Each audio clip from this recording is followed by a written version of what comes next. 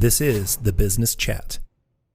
All right, and welcome to the Business Brew. I'm here with Chuck Schwartz from Hilton Head, South Carolina.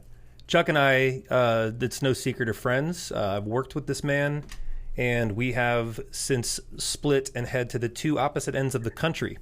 So we have been talking more, being further apart than we've ever been. Isn't that right, Chuck?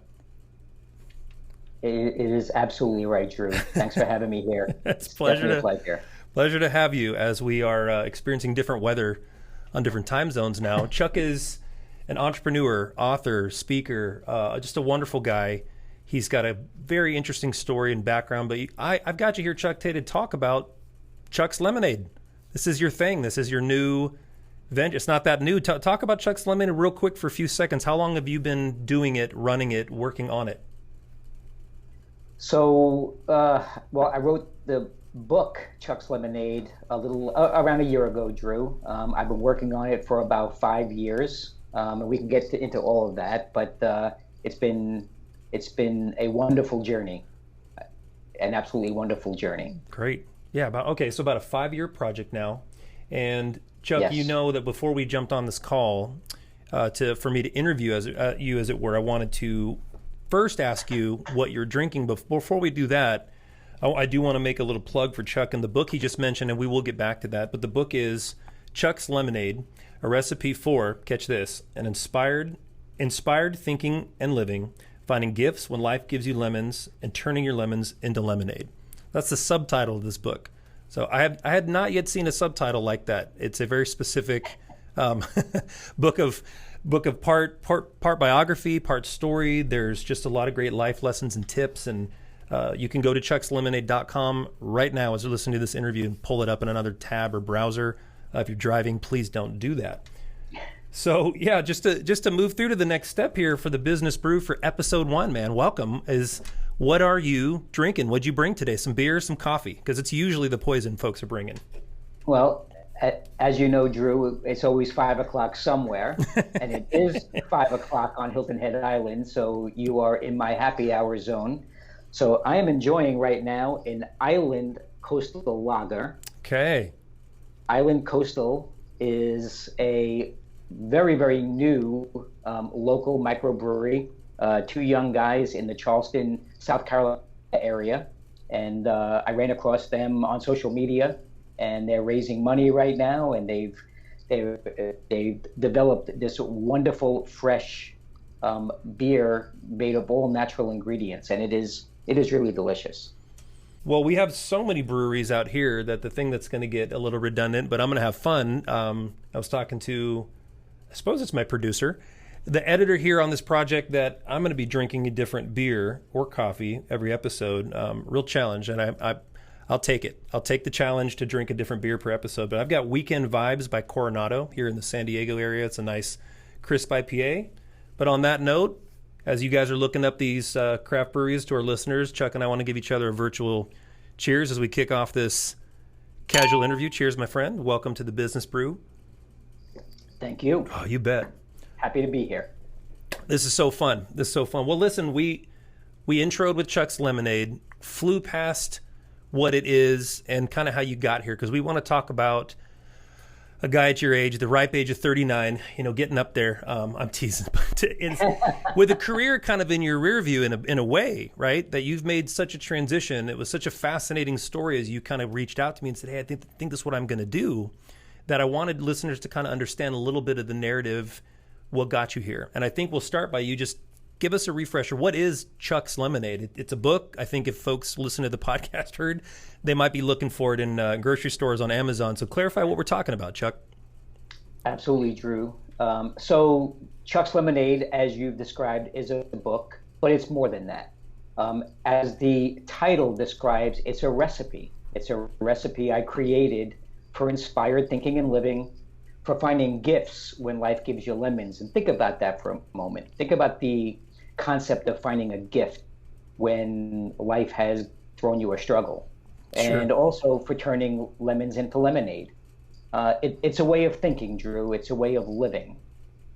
It's built on the foundation of the ingredients in my recipe. And the ingredients are found inside the word habits. think of the word habits as an acronym. Okay. The H is for honesty, the A is for acceptance, the B is for beach, the I is for inspiration, the T is for trust, and the S is for service. So those words are I the see. ingredients in the recipe. And more than that, it's about using some principles, and I really focus on 3 principles for getting through your days and living your richest life. And rich not having anything to do with the word money. Think about that for a second. So this And emotional wellness richness. yeah, well, these 3 principles that I choose to um, live and practice every day. The first is gratitude, right? Live gratefully, practice gratitude often. Think more about what you have and less about what you don't have and what you wished you had, right? And then don't just think about it, celebrate it. Second principle is make your days great. And what I mean by that is you don't have a great day, you make it a great day. I love It's that. a choice, right? It's a choice, not a chance, right? Make it a choice to make your days great. And then the third, going back to the ingredients, is live and practice the habits, right? The H, the A, the B, the I, the T, the S, the ingredients in Chuck's Lemonade. Put those all together, you're living a pretty good life. You're living a great life, actually. So the tone to Chuck's Lemonade as the brand, I guess, Chuck, if you don't mind me calling it that, is it goes back to that, that catchphrase, a term, right, of making lemonade out of lemons. Am I right? Is that kind of the idea we're going for? Yes, right? Drew, we all go through struggles, right? We all have challenges. I get it. I've been there too. That's what Chuck's Lemonade is all about. The story of my life, going back to the earliest days and up until yesterday. And it's all about getting through life's challenges, finding gifts, as I said before, finding gifts when life gives you lemons, and then turning your lemons into lemonade and living the best life. That's tremendous. No, I appreciate that. So I've read the book, and as I'm kind of going through these questions with you, it's more or less for the listeners, and I'm truly impressed with what you've done by taking a story that many can relate to, and everyone's got a story, and being able to not just talk about what you came away with. I think that's an achievement in of itself, to be able to openly discuss, pain and shortcomings and things that have disappointed us, right, to say the least. But you've actually kind of turned this into these are opportunities. Talk to us about that for a minute. Do you see these challenges as bad karma, just negativity, just a tough deal? Or is this an opportunity, you think, each time, to find the positivity or convert that into good thoughts or good energy? What do you think about that way of looking at life? Well, again, going back to it, right? Life doesn't always go as you planned or as you wished. Right. That's life, right? But it's what you do next that matters most.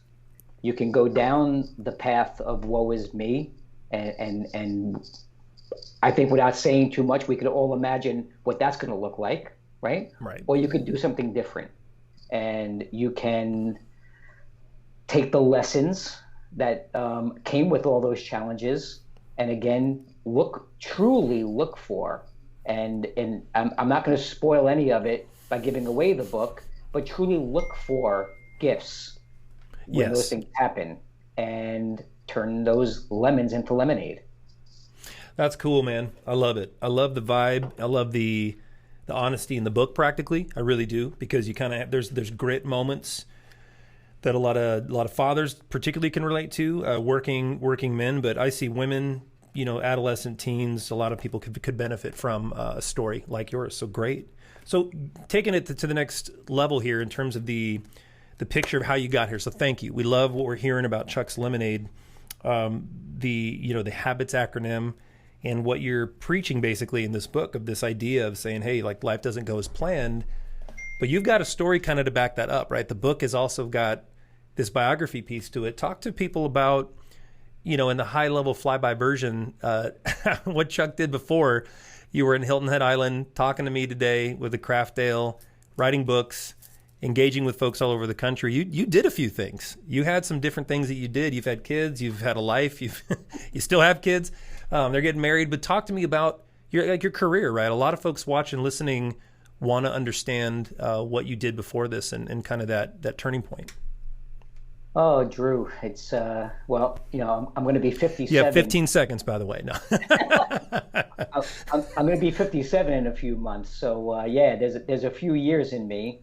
I think the easiest way to answer that is to kind of tell you, I got married at 20, right? I married at 20. Awesome. To my teenage sweetheart and bandmate, right? I was in a rock band in the 80s, some wonderful years, phenomenal years making music. But then I got married at 20. And I say that because that was a turning point. And I'll describe. At the same time that I got married, I took a union construction job on Long Island in New York, the heyday of union construction in New York. And what was interesting about that is it turned out to be a job that I hated. Sure. But I was married and I wanted to make money and I had made those decisions. So I stuck with it, and I stuck with it for 14 years. Right. Now fast forward and I'm 30 and I have 3 children, ages 6, 4, and 5 months. And I decide to return to college so that I can help myself make a career change and escape the job that I hate. I'm working 80 plus hours a week at this job. And I go back to college and I'm taking classes at night, and I'm taking, this is before online and all that kind of stuff.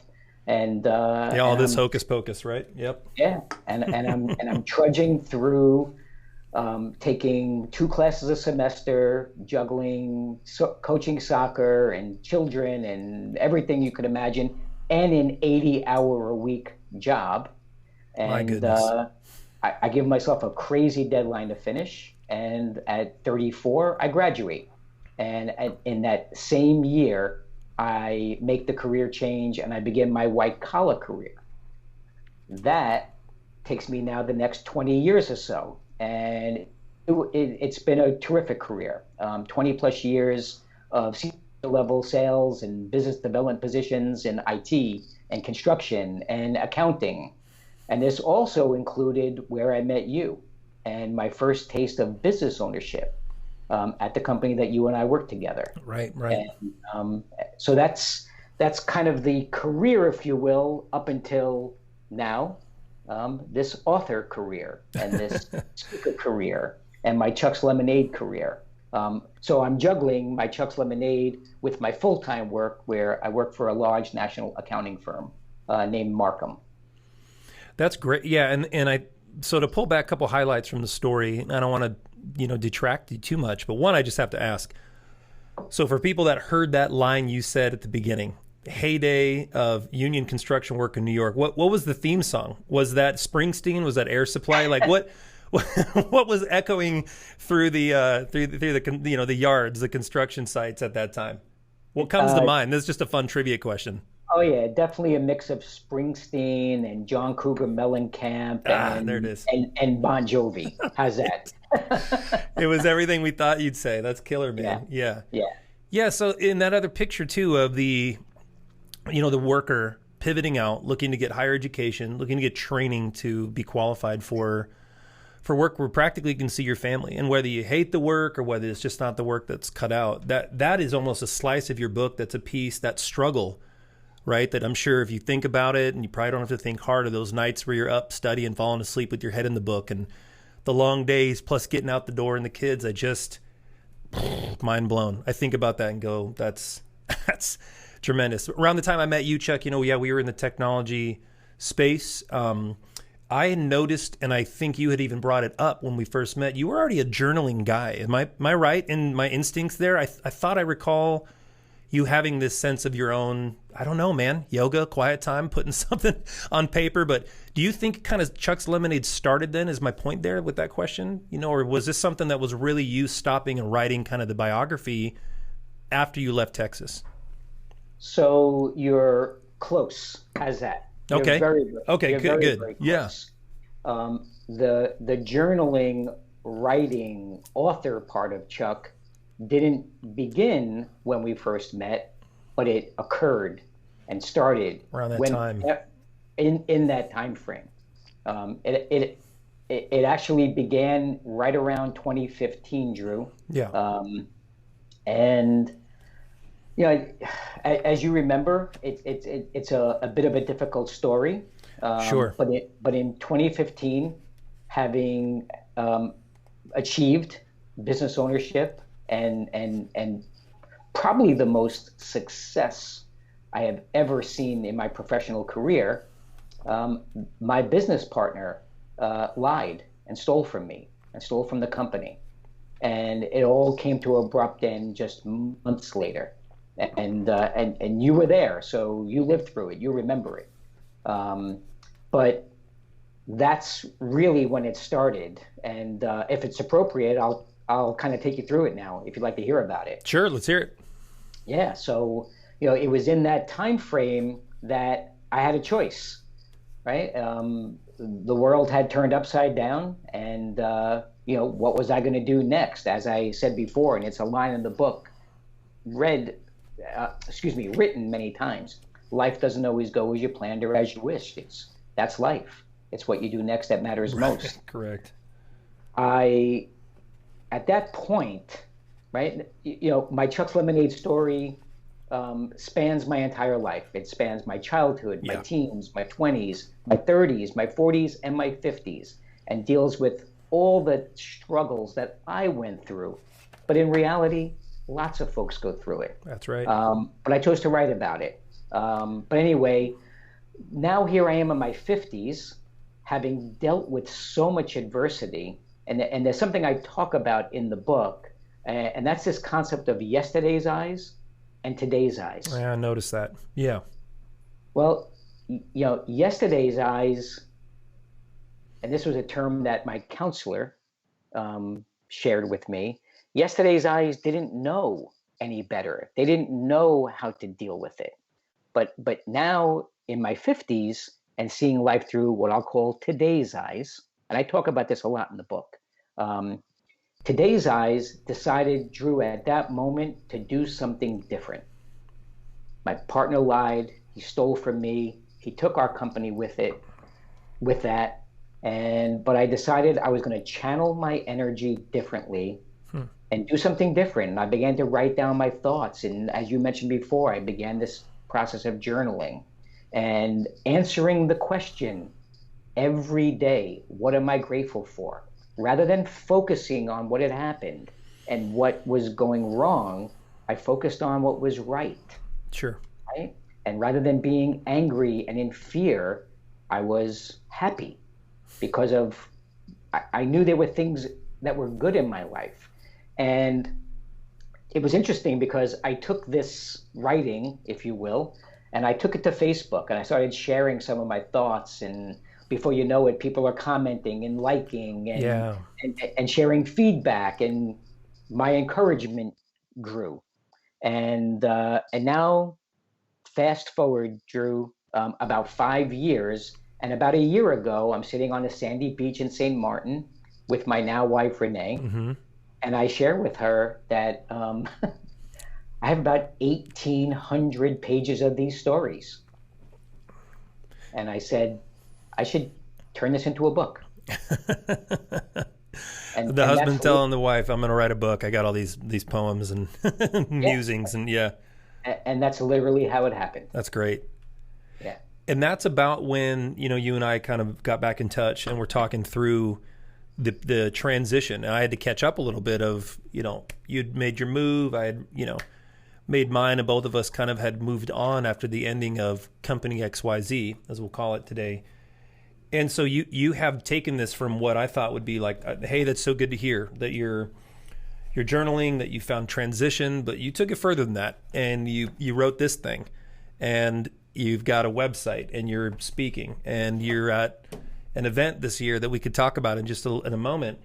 Sure. But that piece right there maybe isn't for everybody. But my next question, and I guess the next point really to make is, is 2 points. One, I'm sure a lot of folks from 2020 and now, and I don't want to give any more press than is needed to the dreaded C19 from last year and into this year, but I'm sure a lot of folks, Chuck, could use, the message of making lemonade out of lemons, right? With business closure and folks out of work and a myriad of scenarios where there's been loss of life. I mean, this has been a serious deal.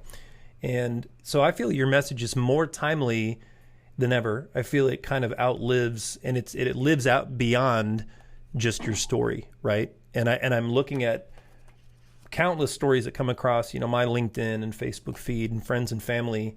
And as I kind of looked back at this book before our call and just kind of glancing at the way you close and thinking about habits, even now, I'm going, this is a huge message for a lot of people that need to, again, focus on what you just said there, and it's gratitude. Looking at the fact that do you still have your life? Do you have your family, your business, your friends, your mind, right? A lot of things that we take for granted. So on that note, my question to you, kind of in closing, because I really wanted this to be a point that you could talk to a listening audience that's hearing this and going, man, that's me in some way, right? Maybe I'm in my 20s. Maybe I'm a single mom struggling through that, right? That's a whole different struggle, but your story is a metaphor for what a lot of folks are going through. So what would you say to that individual in their 50s or 60s, hearing what you're saying specifically, right? And they go, yeah, I've got something to say. And I would write a book. I would love to put my thoughts down and make those first steps. But to anybody, what would you say to somebody hearing your message? And I would say specifically, they're resonating with the pivot you made, right? Out of the line of work, not in your story before, but at the end of kind of a bad blood scenario. What's an encouragement you would give them, no matter their age and their scenario? What's first steps that you wish you could have gone back and, told yourself, hey, here's the best use of your time kind of thing? I think a lot of people just don't know where to begin. Well, talk about a loaded question, Drew. Yeah. Answer that in 15 seconds. Yeah. Well, the best way I believe I can answer that, and I have so many thoughts in my head right now, is, you mentioned before when we began that I live on Hilton Head Island in South Carolina. You'll remember, Drew, when we met and we were friends in that company and we worked together, but we also had fun together. That's right. One of my dreams was to eventually move to and retire on Hilton Head. Okay. I know you remember. Yep. That. So here I am, 50 something years old, and I get the rug, the proverbial rug pulled out from underneath me. And, now I'm living in a place that I don't know that many people, far away from where I grew up and lived, and friends and family and all that kind of stuff. And had just built a brand new home. And now I'm unemployed for the first time in 30 years, right? So what do you do? Yeah. And but it's interesting, and I'm going to go back to the gifts, right? So Renee and I take a trip to Hilton Head, and literally we took that trip to kind of figure things out. And one of the things we did was we wrote down things that were troubling us at the time on little pieces of paper. We threw them in a box. We took that, we're standing on the beach on Hilton Head Island. We took that box, we threw it in the ocean. Little wooden cigar box full of our troubles. And Drew, it was as if a weight lifted off of us. And she turned to me and looked at me and she said, what are we waiting for? Less than, I'm going to say 4 months later, we were living on Hilton Head Island. We didn't have all the answers. We didn't have it all figured out. Yeah. But we took the struggle of the business and the failure and all of that, and we found the gift. Here's an opportunity. What are we waiting for? And I am living my best life ever now. So what would I tell that person? It's never too late, right? It's only too late. It's only too late when it's too late. So do it. It's never too late. And here's the other thing, and this is a tough one for people. Sure. Trust your gut. The T in habits is for trust. Trust your gut. Yeah, I read that repeatedly in your book. Trust your gut. Okay. Okay. And here it is. Your gut doesn't lie to you. You may not be comfortable with what your gut is saying. That's a different story. But your gut doesn't lie to you. Your mind lies to you. Your mind tells you, hang in there, or things that you want to hear. May not be the right things. Sure. Everyone's different, but trust your gut. Right. So you trust your gut. You took the risk. You did what on paper maybe didn't make a lot of sense. Maybe, and I don't know, Chuck, that friends or family or naysayers to the left or right of you saw you making this change and maybe didn't understand. But I know that that's a lot of what lives in a lot of people's mind when they're looking to branch out, do something different, do the thing that they've always wanted to do. And I love the trust your gut mantra. In other words, trust what you know is what you should do, what's right, not where your mind will second guess that, right, and play the risk analysis game and all of that sort of thing. Thank you. That's tremendous. That's great. Well, if you do, right, if you do trust your gut and you live a life of choice, right, and not just chance, but choice, sure, there's a much better chance that everything is going to fall into place, right? But if you don't go there, if you don't put it out there, if you don't, yes, life is a risk, right? You get into your car every day, that's a risk. So.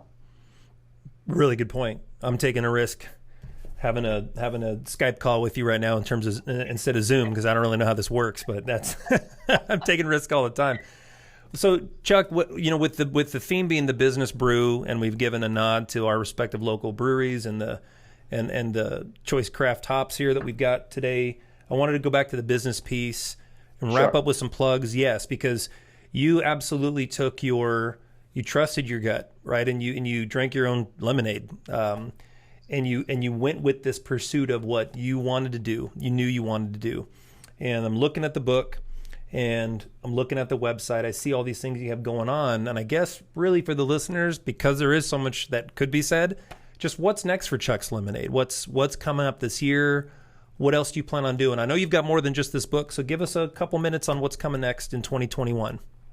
Absolutely. Well, and Drew, what's really interesting, and could never have imagined it, but in 2020, and think about that, right? I published this book in the same, literally 2 months after the COVID lockdown happened, right? So, but I gave myself a self-imposed deadline. I was publishing the book. I did it. But that being said, crazy enough, I published another book last year also, and I'd like to take a second to talk about that one. I published a book titled Huxley the Aquarius, One Dog's Lemons to Lemonade Story. And it's a wonderful children's book on the Chuck's Lemonade theme. It's written about a dog that is rescued from an animal shelter. And this dog goes through his lemons to lemonade story. The book is told in the dog's voice. It's a wonderful book for adults to read to children. It talks about habits for kids and habits that will foster good communication between children and adults. And I highly recommend it. Sorry for the shameless plug. That's what it's. Are you telling me you wrote a kid's book? I wrote a kid's book. That's wonderful, man. Yes. And also last year, 2020, published 2 journals, or journal challenges, as I call them. One is a 30-day journal challenge titled What Am I Grateful For Today? And you can find it on my website. Another is What Would Make Today Great? And I have a 3rd journal coming out very, very soon. And this is a 30-day Change Your Life challenge. And really, the journal challenges are, if you can do them consecutively, 30, 30, and 30, 90 days of a new way of thinking, your life is going to change. Wow. I promise you. All right. The other thing coming up is the book that you shared a little while ago, Chuck's Lemonade, my first book. There will be a 2nd edition coming out this year with a few changes. And I'm working on another, the next Chuck's Lemonade book. But also something I'm really proud about, and Drew, you brought up COVID-19. A a group down in Cape Fear, North Carolina, got wind of my book and my writing, and they asked me if I would be a contributor to a local publication called the Cape Fear Voices. It turns out that the publisher and editor of Cape Fear Voices is writing a book called The Great Lockdown of 2020. It's really a book that's going to give COVID-19, as crazy as this sounds, its place in history. So 100 years from now, like we look back on kind of a time capsule sort of thing. Exactly. And he accepted a few of my writings, my blog posts, but to my surprise, after receiving the blog posts and incorporating them into the book, he's dividing the book into 3 sections, and there's a 3rd section called "What's Next?" Kind of a what do we do now? Where do we go? Where do we go from here? Yeah. And he asked me to write the foreword for that. So I'm very proud of that. That's coming out. Congratulations. That's great. Thank you. And then lastly, one other thing I'm doing is something I call Chuck's Lemonade Book Club. And I'm working with groups and organizations that are struggling, that their staff is struggling. And I'm inspiring groups of people. It's something I call Chuck's Lemonade Book Club. It's a once a month over Zoom, right? Nothing's in person any longer, at least for now. And inspiring groups of people to use the Chuck's Lemonade message and theme and stories to get through their struggles. Wow, that's a ton. And we appreciate those plugs. Those are all very different things you're doing. You're a busy guy. The book is Chuck's Lemonade, a recipe for inspired thinking and living, finding gifts when life gives you lemons and turning your lemons into lemonade. And you can check that out, the children's book. Subscribe to Chuck at chuckslemonade.com. Chuck, what can I say? It was a smashing episode 1. It was great to see you. Another sign-off virtual cheers to you, friend. And for all of those of you listening, either by podcast or watching the video, thank you for watching the Business Brew, and we'll see you next time.